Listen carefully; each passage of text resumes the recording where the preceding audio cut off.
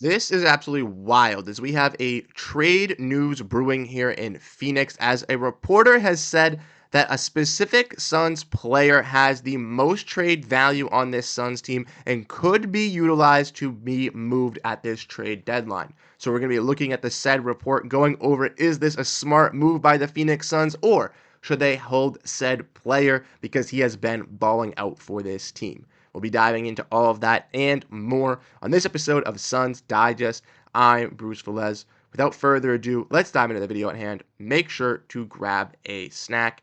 And like I said in the introduction, we're going to be going over a new trade update here with the Phoenix Suns as we see a new report as the Suns have been in the news of trade rumors all throughout the last couple weeks. Recently now with the Jimmy Butler saga kind of emerging, but we do have an update here on some news regarding the Suns and possibly moving one of their role players. And if we want to look at this report, courtesy of Evan Cedery, we can see that among the Suns' potential trade chips, Grayson Allen is viewed with the highest overall value. The Phoenix Suns want to add an impact player without including any draft capital. Allen would have to be in any would be a must in any deal. Yusuf Nurkic, the center, and Josh Okogie, other players that the Suns have thrown out there on the trade value, apparently hold no trade value without attaching assets, including draft capital, which is a wild report to hear. Now, we've broken down some potential Grayson Allen trades over here on this channel in the last couple of weeks where I was kind of going at Grayson Allen a little bit. He had a little bit of a slow start to the season. He had been dealing with some injuries with this Suns team. So, honestly, I thought that it was time to kind of write a note off on Grayson Allen. If we want to look at his contract for the Suns this season, we can see that he's making around $15 million on this extension and just became trade eligible in the last couple of days with the trade deadline, a 6-month rule obviously passing. So he's a possible player that the Suns could utilize in moves to upgrade their roster. And we all know what the Suns need to upgrade for this team is they need to upgrade that center department. So looking for an upgrade at that center department with Osogodaro being a solid offensive backup big and Mason Plumlee being a solid defensive backup big, but neither of them being quality enough to be a starting big for this Suns team if they want to compete. The Suns could utilize Grayson Allen's contract to go and get them said starting center. Like I said, his contract is at $15 million, and if the Suns wanted to go out there and get a move, he has a tradable contract for them to utilize. If we want to look at Grayson Allen's stats so far for the season, we can see he's a little bit died down on the stats compared to last year, but he's still producing at a high level for the Suns off the bench. 11 points, 3 rebounds, 2 assists, 41% shooting from the field, 38% shooting from 3. And like I mentioned, Grayson Allen has dealt with a lot of things on the basketball court. He's dealt with numerous injuries, dealing with an ankle injury, dealing with an Achilles injury. He also had the birth of his newborn child, and he also has a new role to get adjusted to, where last year he was the Suns' best three-point shooter, one of the guys getting the ball in his hands for majority of the game, being a lights-out shooter, to now having to do that role in a sacrificial role playing off the bench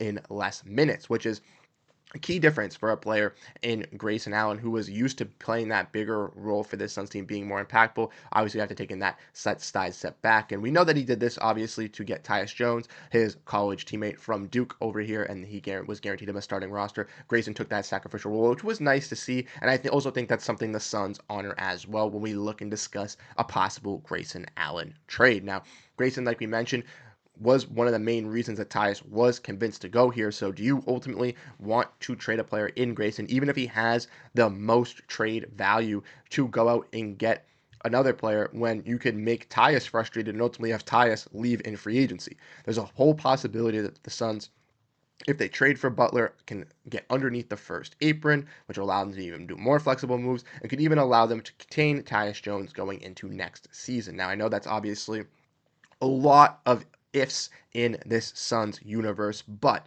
I do believe that the Suns can convince Tyus Jones to stay here long term. I do think he likes his role in Phoenix, and I think he could be the perfect starter alongside players like Booker and Durant if the Suns were able to get a third star to fit the team a little bit better and a quality starting center. I think the Suns would then set them up for success for the now, but also in the future with having players like Ryan Dunn and Osa Ogudaro, those rookies off the bench, and also having players like Royce O'Neal, Grayson Allen, Monte Morris to be those key impact guys. And I truly think a trade for Grayson Allen is a no-go. I know I was in the other boat the last couple weeks, but like I said, Grayson Allen has really showcased his skills as a 3-and-D wing shooter over these last couple games. He's been able for the Suns to be able to showcase to us that he can produce at a high level in Phoenix. He struggled a little bit on the road shooting, but in Phoenix, he has been comfortable letting those games up. And I truly think, like I said, a player like Grayson Allen could stay long term. Now, if we want to look back at this report here, going back into that, if we want to go into it real quick, we can see from obviously Evan Cedery that the other trade pieces as well, players like Jusuf Nurkic and Josh Okogie apparently have hold no trade value without attaching assets. And as we know, with this Phoenix Suns team, they're reluctant to throw in that 2031 pick. When we broke down the Jimmy Butler news regarding from Gambo in our recent video. So if you missed that, go check that one out.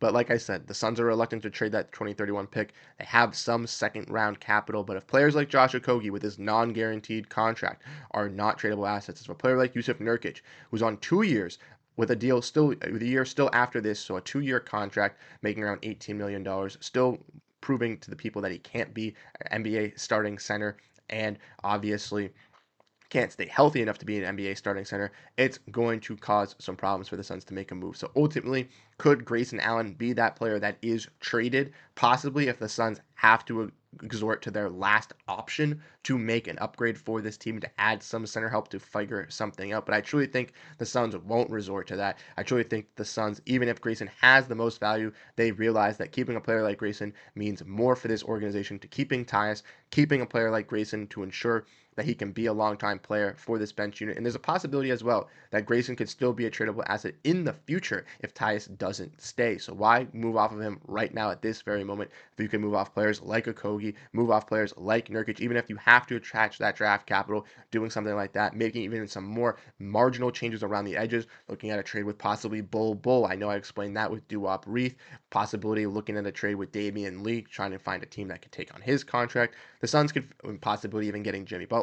The Suns have multiple ways, multiple obstacles in their way, obviously, but multiple options to kind of choose in this direction for the trade deadline. I do think that the Suns will make a center upgrade as that is necessary. The Suns cannot go into the postseason with Nurkic, with Oso Gadara, with Mason Plumlee. There will be a change there. Not necessarily if it's going to be Grayson getting moved or if it's going to be Nurk getting moved. But if I'm the Suns, if teams are calling me from Grayson, I am not letting him go. I'm keeping him on this roster, and I'm looking to extort every other option. And if that's my last option to get an upgrade, I might have to consider it. But it is the last option that I want to pursue. Let's move Nurkic. Let's move Okogie with his non-guaranteed deal. We have to use some draft capital to get off that. Let's do that. But let's keep Grayson Allen so that we can hopefully keep Tyus Jones for the future and keep this Suns team in contention. If we can get KD to sign that extension, if we can get Book to stay long term, if we possibly could get Jimmy Butler, this team could be looking in a new direction. And yeah, it'd be a little bit older, but it could still be a contention run for the Suns in this time. So let me know what you guys think down below in the comment section, what you guys ultimately think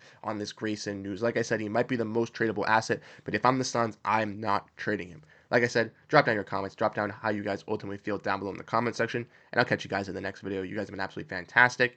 Peace out, y'all, and go Phoenix Suns.